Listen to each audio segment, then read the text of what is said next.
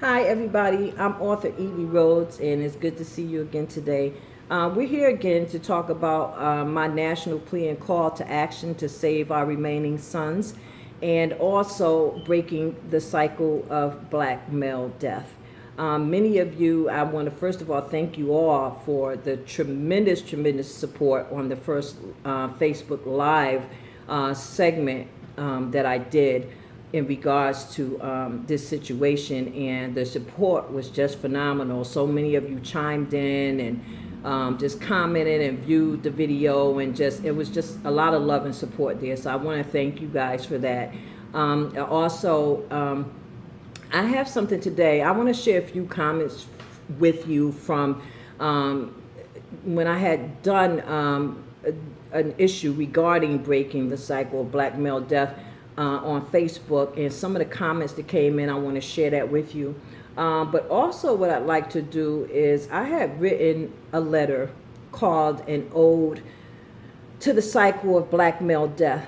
And I got my notes and my computers and stuff in front of me, okay, so I can, make sure that I'm trying to be as accurate with the information I'm sharing with you as possible. So please bear with me for that. But in any case, this was a memoriam that I had wrote for those that have been lost but will never be forgotten.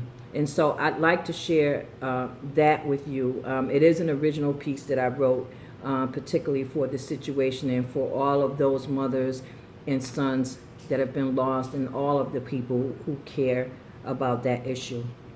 So it is called, again, a memoriam for those that have been lost but will never be forgotten. Our ears can no longer hear you. Our eyes can no longer see. But the memory of what was lost will forever with us be. For you are representative of so much that we've lost. Our past, present, and future all merged into one. Our past was filled with chains that are not unloosed till this day. Now our present is filled with death as you leave us in this way. That leaves our future. Can we find a way to extinguish black male death and to find a brighter day? I can hear our lost souls screaming for us to find a way that will straighten out the path of those who may follow so they can stay. Our new blood is shedding, is commingling with the ancestors of our past, and way too much is being lost, and it's happening much too fast. My soul cries out, can we find a way?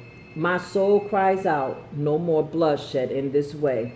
My soul cries out, let's look for the brightness.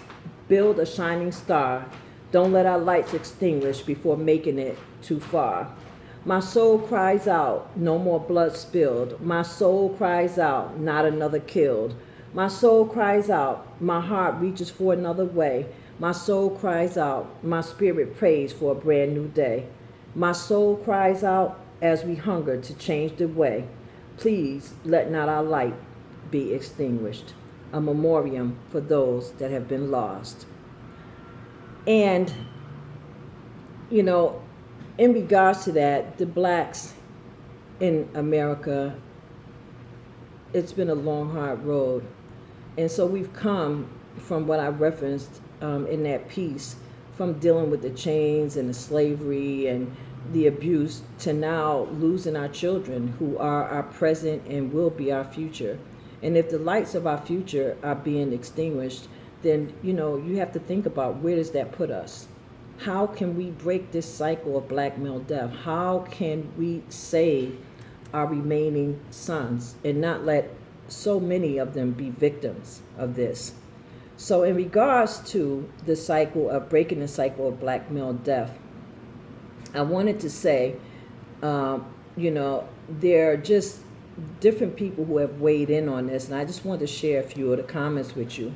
From Jamal, his thoughts were that we must return back to the village mentality, which means the villagers must participate instead of just watching and hoping nothing happens to their kids. We have to be involved with each other and get to know our community all over again. We are afraid of our own. And why? And it's a very valid point. It takes a village to raise a child. And we really are going to have to get down to the root of this. We are going to have to go back to the basics. We are going to have to form a protective circle. We're going to have to form a national community, which is what my plea is all about, in raising awareness to this issue.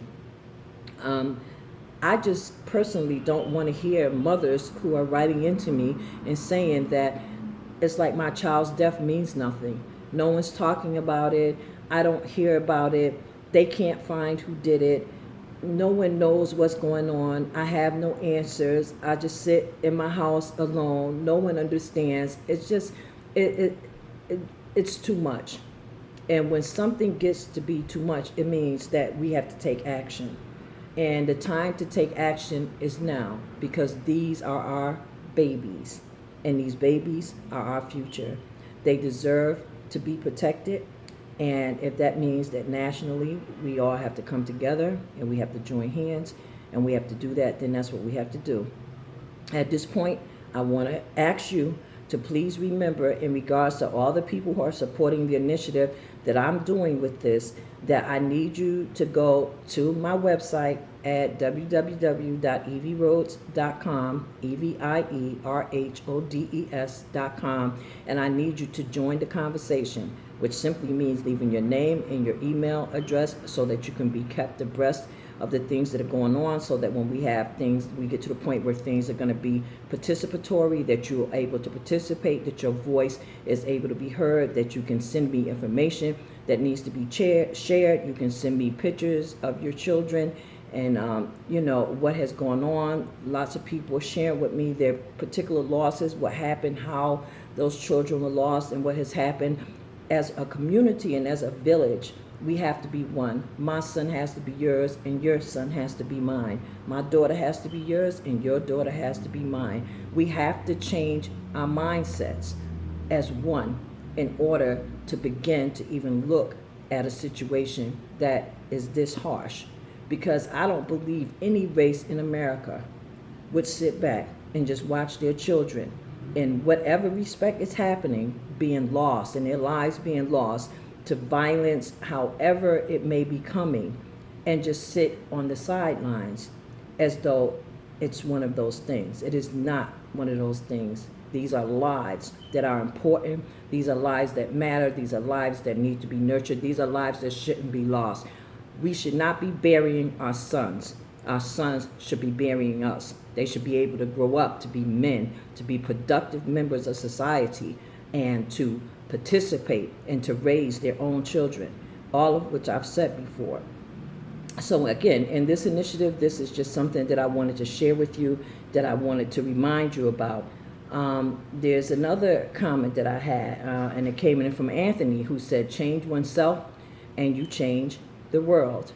And that is particularly worth thinking about, because every little bit that we do individually is a huge change in the whole scheme of things.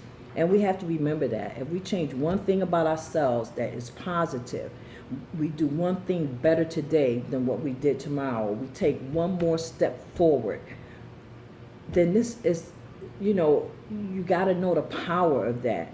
One step today can mean a mountain of steps tomorrow.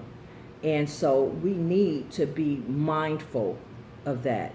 And we need to make sure that our children, are nurtured, that, they know the love that we feel.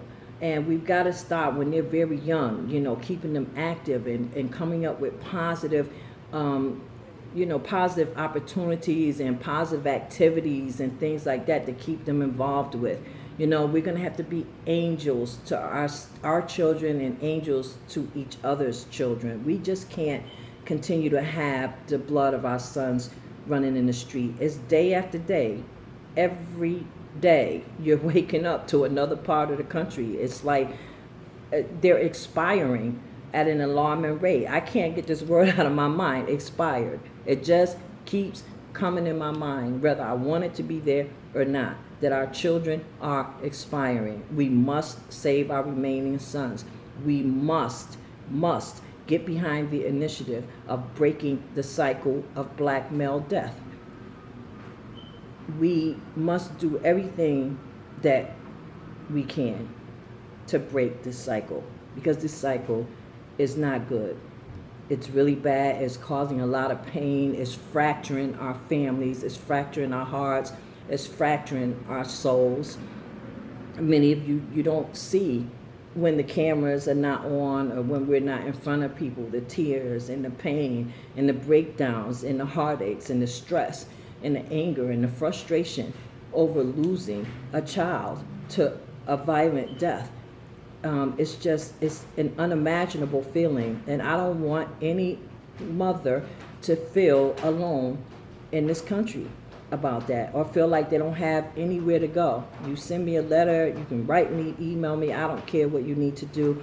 However you want to reach out, you do that, because we are going to have this voice heard. We are going to talk about this situation, and we are going to do whatever it takes collectively to stop the shedding of our children's blood in the streets of America. And that's just the way it is. We are going to do this. We are going to do this because these are our children, and because it's time for us to do this, and because we have to take responsibility for ourselves, because we are going to have to be the people to help save our children and to help make a brighter day and help make a brighter future. We have this. We have this. Black Americans have this. It's in us. We can do this. We have survived some of the worst struggles that you can think about. And I know that collectively we can come together and stop the deaths of our children. We don't need to keep burying our children. I don't want to keep looking at coffins and flowers and mothers that are crying and enraged and in tears because they've lost another child by whatever means that has happened. It's wrong. It's wrong. And the only way it will stop is if we come together and we do something about it. So I invite you again, join the conversation at www.evierhodes.com. I'm listening. Thank you, and have a good day.